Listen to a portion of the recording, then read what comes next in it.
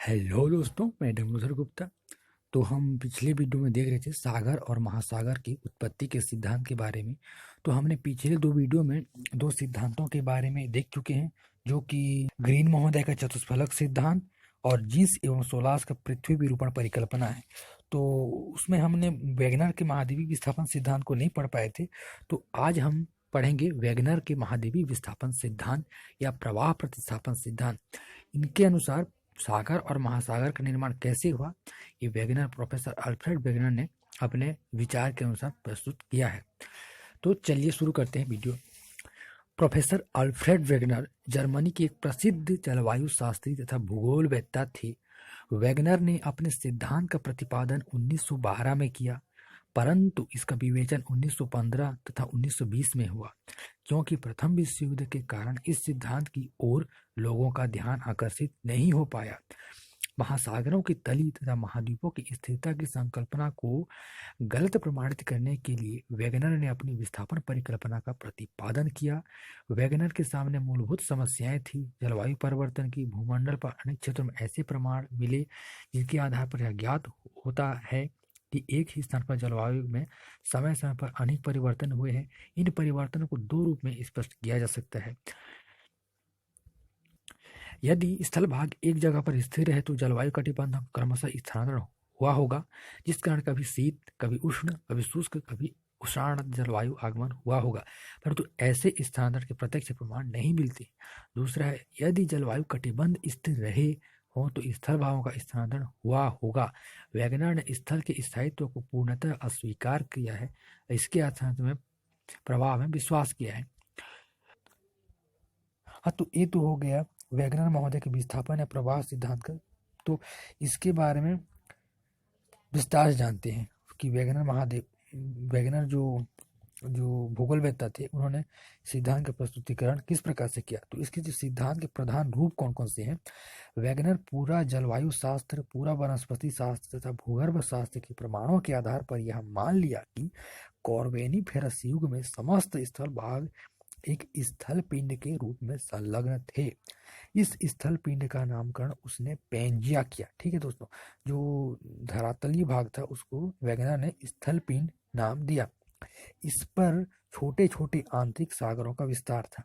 Pangaea के चारों ओर विशाल जल भाग था, जिसका नामकरण वैगनर महोदय ने पैंथालासा किया। मतलब जो जल वाले भाग को पैंथालासा, स्थल वाले भाग को क्या पेंजिया। पेंजिया का उत्तरी भाग लॉरेंसिया था। ठीक है, जो स्थल भाग था पेंजिया का उत्तरी भाग लॉरेंसिया, जिसके अंतर्गत उत्तरी अमेरिका, यूरोप, एशिया आते थे, तथा दक्षिणी गोंडवाना लैंड, ठीक है, दक्षिणी गोंडवाना लैंड, इसके अंतर्गत अमेरिका, अफ्रीका, मेडागास्कर, प्रायद्वीपीय भारत, ऑस्ट्रेलिया तथा अंटार्कटिका को प्रदर्शित करके माना जाता था। तो सियाल जो महाद्वीपीय भाग को जो बिना किसी रुकावट की सीमा जो महासागरीय तली पर तैर रहा था, जो मतलब वैगनर महोदय के अनुसार सियाल जो महाद्वीपीय भाग बिना किसी रुकावट के महासागरीय की तली पर तैर रहा था, कार्बोनिफेरस युग में दक्षिण ध्रुवीय अफ्रीका में वर्तमान टर्बन के पास पेंजिया के मध्य में था। इस प्रकार वैगनर के सिद्धांत का कार्यान्वयन कार्बोनिफेरस युग में प्रारंभ होता है। आगे चलकर पेंजिया का विभजन हो गया तथा स्थल भाग एक दूसरे से अलग हो गए। परिणाम स्वरूप महासागरों तथा महाद्वीपों का वर्तमान स्वरूप प्राप्त हुआ। तो ये जो वैगनर महोदय ने अपने विचार प्रस्तुत किए हैं, तो इनके अनुसार जो पहले धरातल और ये जो महासागरीय भाग थे, वो महासागर केवल एक ही थे और धरातल भी एक था। बाद में इसकी परिभ्रमण गति के कारण ये अलग अलग हुए। तो ये हुआ वैगनर महोदय के जो महाद्वीपीय विस्थापन सिद्धांत की जो इसके सिद्धांत। तो इसके पक्ष में भी बहुत से वैज्ञानिकों ने प्रमाण दिया है और इसकी आलोचना भी हुई है। तो सबसे पहले हम देख लेते हैं इनके पक्ष में क्या क्या प्रमाण है। इनकी जो पक्ष में प्रमाण, भूगर्भिक बनावट, जलवायु तथा वनस्पतियों के वितरण के आधार पर वैगनर ने यह प्रमाणित करने का प्रयास किया है कि प्रारंभ में सभी स्थल भाग पेंजिया के रूप में थे। वैगनर का कहना है कि वर्तमान महाद्वीपों को जोड़कर पेंजिया का प्राचीन रूप दिया जा सकता है। वैगनर के अनुसार आंध्र महासागर के दोनों तटों पर भौगोलिक एकरूपता पाई जाती है। दोनों तट एक दूसरे से मिलाए जा सकते हैं।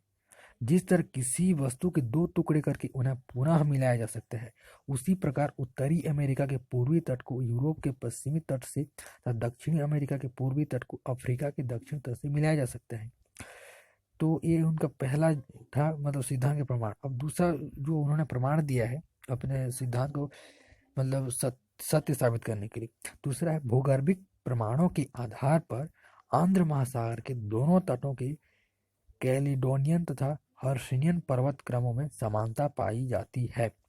तीसरा है यदि दोनों तट को भूवैज्ञानिक संरचना पर विचार किया जाए तो साम्य दिखता है। दक्षिण अमेरिका के पूर्वी तथा अफ्रीका के पश्चिमी तटों पर गंभीर अध्ययन करके बताया कि दोनों तटों की संरचना में पर्याप्त साम्य है। इसके अनुसार दोनों तट पूर्ण रूप से नहीं मिलाए जा सकते, वरन 400 से 800 किलोमीटर का अंतर रह जाता है। तो ये तो हो गया जो मतलब इन्होंने मतलब बताया कि किस प्रकार से जो मतलब इनका जो महासागर और ये इसका सागर का निर्माण हुआ। तो जो प्रवाह गति कैसे हुई इसके बारे में जानते हैं।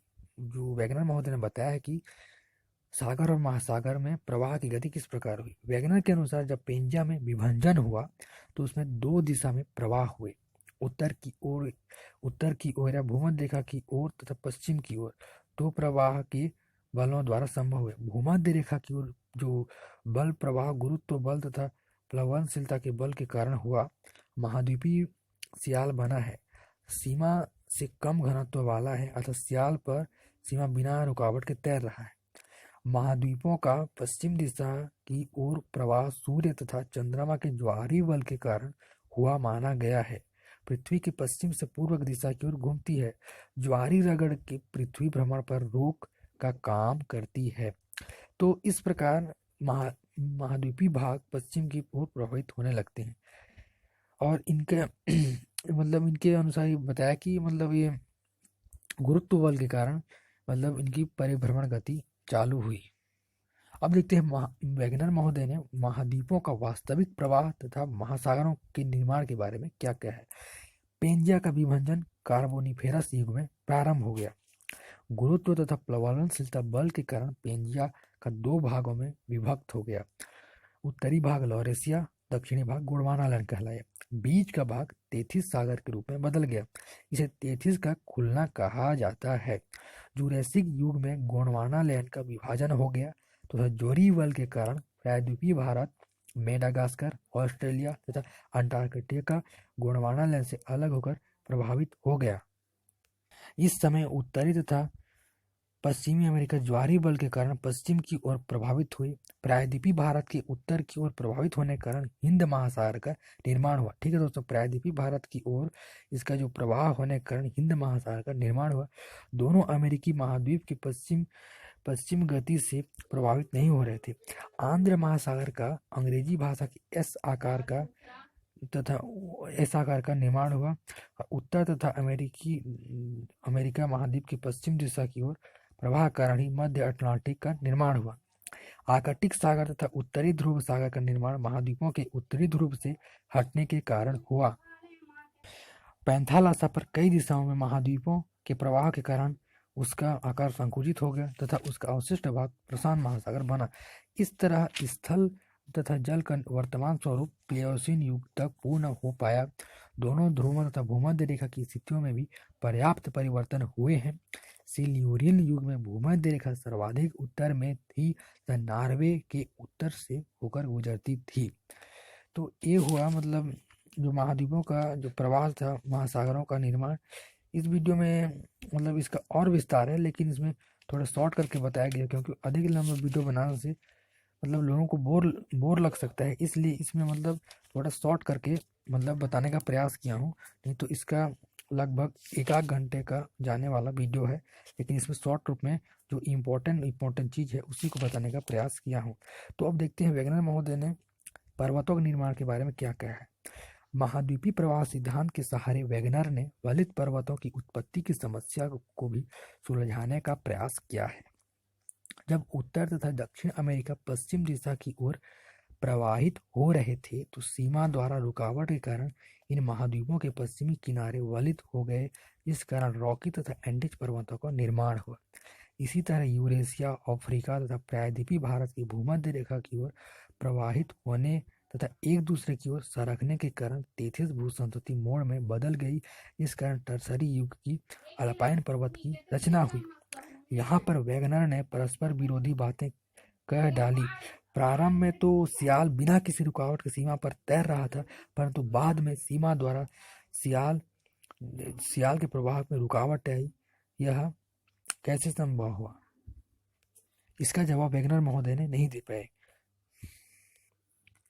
तो इस प्रकार से था मतलब वैगनर महोदय का जो महाद्वीपीय विस्थापन सिद्धांत। यूँ तो इसमें 10 मिनट की वीडियो में समझना थोड़ा मुश्किल है, लेकिन मैं इसमें बताने का प्रयास किया हूँ। लेकिन इसका जो अध्ययन की दृष्टि देखेंगे तो इसका वीडियो बहुत लंबा चौड़ा जाएगा। यदि आप लोग कहेंगे तो इसके बारे में बनाऊंगा, लेकिन अधिक लंबा वीडियो बनाने पर शायद आप लोग को बोर लग सकता है। ये सोच के मैंने अधिक लंबा मतलब अधिक टाइम का वीडियो नहीं बनाया और 10 मिनट में इसको समझाने का प्रयास किया हूँ। शायद आपको समझ आ गया होगा, और नहीं आया होगा तो मैं कोशिश करूँगा फिर इसके बारे में वीडियो बनाने का, इसके बारे में एक मतलब डिटेल से बनाने का, क्योंकि इसके मतलब समझना भी ज़रूरी है। इसलिए इसको 10 मिनट में नहीं समझ सकते हैं, इसलिए इसका मतलब फिर एक बार इस वीडियो को बनाऊँगा। तो तब तक के लिए धन्यवाद।